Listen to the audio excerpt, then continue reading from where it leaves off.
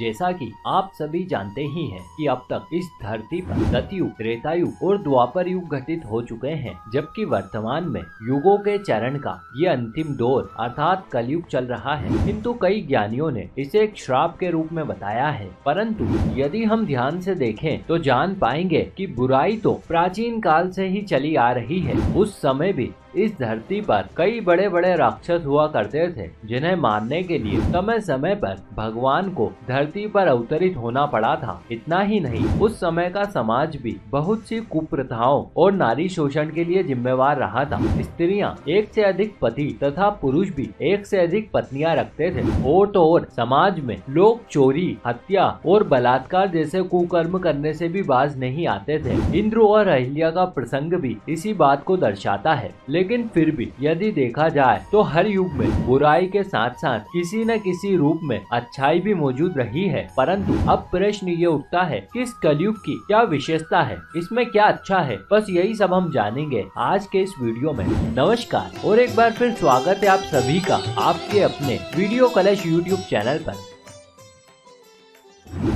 एक बार बड़े बड़े ऋषि मुनियों में इस बात पर बहस छिड़ गई कि इस भवसागर से पार उतरने और भगवत प्राप्ति के लिए कौन सा युग सबसे बढ़िया है। इस पर बहुतों ने कहा सतयुग, परंतु कुछ ने त्रेता को तो कुछ ने द्वापर को श्रेष्ठ बताया। लेकिन उन सभी की राय से ये तय नहीं हुआ कि किस काल में सबसे कम प्रयास में सबसे ज्यादा पुण्य कमाया जा सकता है। या यूं कहें कि साधारण मनुष्य भी अपनी सुविधा अनुसार धर्म कर्म करके पुण्य अर्जित कर सकता है। अतः जब वे सभी विद्वान किसी भी एक मत पर सहमत नहीं हो सके तो उन्होंने निश्चय किया कि क्यों न वे आपस में झगड़ने की बजाय किसी ऐसे ज्ञानी से इस प्रश्न का उत्तर पूछे जो इस सब के बारे में सब कुछ जानता हो। और काल चक्र या युगों के बारे में महर्षि व्यास के अलावा शायद इस धरती पर ऐसा कोई मनुष्य था जो सबसे ज्यादा जानता हो। अतः वे सभी मुनिगण व्यास जी के पास चले गए। व्यास जी उस समय गंगा में स्नान कर रहे थे, इसीलिए सब मुनिगण महर्षि के आने की प्रतीक्षा करने लगे। उधर जब व्यास जी ने भी उन सभी को तट पर इकट्ठा देखा तो उन्होंने एक डुबकी लगा ली, परंतु जब वे बाहर निकले तो उन्होंने एक अटपटा सा मंत्र बोला, जो मंत्र अब तक उच्चारण किए जाने वाले सभी मंत्रों से बिल्कुल अलग था। उन्होंने कहा, कलयुग ही श्रेष्ठ है, कलयुग ही सर्वश्रेष्ठ है। इससे पहले कि ऋषिगण कुछ समझ पाते, व्यास जी ने फिर से डुबकी लगा दी। इस बार ऊपर आए तो बोले, सेवक ही साधु है, साधु ही सेवक है। ये सुनकर मुनिजन अचरज में पड़ गए। अंत में व्यास जी ने तीसरी डुबकी लगाई और इस बार निकले तो बोले, स्त्री ही धन्य है, धन्य है स्त्री। अब ऋषि मुनियों के लिए इस बात को जानना और भी मुश्किल हो गया था। वे समझ नहीं पा रहे थे कि व्यास जी को क्या हो गया है, वे कौन सा मंत्र पढ़ रहे हैं और क्यों पढ़ रहे हैं। अब व्यास जी गंगा से निकलकर सीधे अपनी कुटिया की ओर चले गए। उन्होंने नित्य पूजा संपन्न की। अब वे कुटिया से बाहर आए तो ऋषि मुनियों को प्रतीक्षा में बैठा देख उन्होंने उनका सत्कार कर उनके आगमन का कारण पूछा। इस पर ऋषिगण बोले,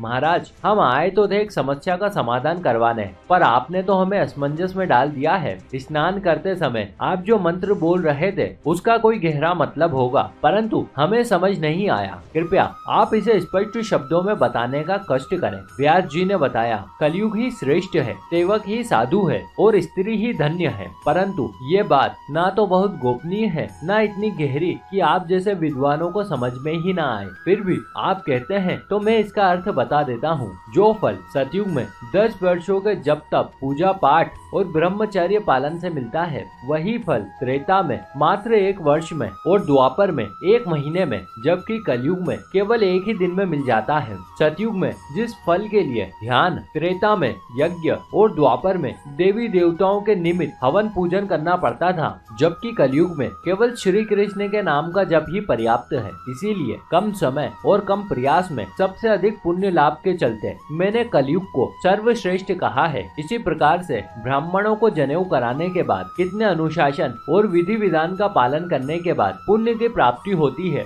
जबकि सेवक केवल निष्ठा से सेवा दायित्व निभाकर वही पुण्य लाभ बड़ी ही आसानी से अर्जित कर सकता है। इसीलिए मैंने सेवक की तुलना साधु से की है और कहा है कि सेवक ही साधु है। अब बात करते हैं स्त्रियों की। यदि देखा जाए तो न सिर्फ उनका योगदान महान है, बल्कि वे बड़ी ही आसानी से पुण्य भी अर्जित कर लेती हैं। मन, वचन और कर्म से परिवार की समर्पित सेवा ही उनको महान पुण्य अर्जित करने में मदद करती है। क्योंकि वे अपनी दिनचर्या में ऐसा कर लेती है, इसीलिए वे धन्य है। मैंने अपनी बात बता दी, अब आप लोग बताएं कि कैसे पधारना हुआ। सभी ने एक सुर में कहा, हम लोग जिस काम से आए थे आपकी कृपा से वो पूरा हो गया। महर्षि व्यास ने कहा कि जब मैंने आप लोगों को नदी के तट पर देखा तो मैंने अपने ध्यान बल से आपके मन की बात पहले ही जान ली थी, इसीलिए डुबकी लगाने के साथ ही मैंने इसका जवाब भी दे दिया था। तो मित्रों, अब आप जान ही गए हैं कि हर बुराई के साथ कोई न कोई अच्छाई अवश्य ही जुड़ी होती है। ये बिल्कुल वैसा ही है जैसे हर अंधेरी रात के बाद सवेरा होता है। जो मनुष्य ज्ञान को सम्मान देता है और सत्कर्म करता है, वो कलयुग में रहकर भी सतयुग की तरह अपना जीवन जीता है। हम उम्मीद करते हैं कि आपको ये जानकारी जरूर अच्छी लगी होगी। यदि आप भी कुछ एक सकारात्मक विचार रखते हैं तो नीचे दिए गए कमेंट बॉक्स में हमें जरूर बताइएगा। धन्यवाद दोस्तों।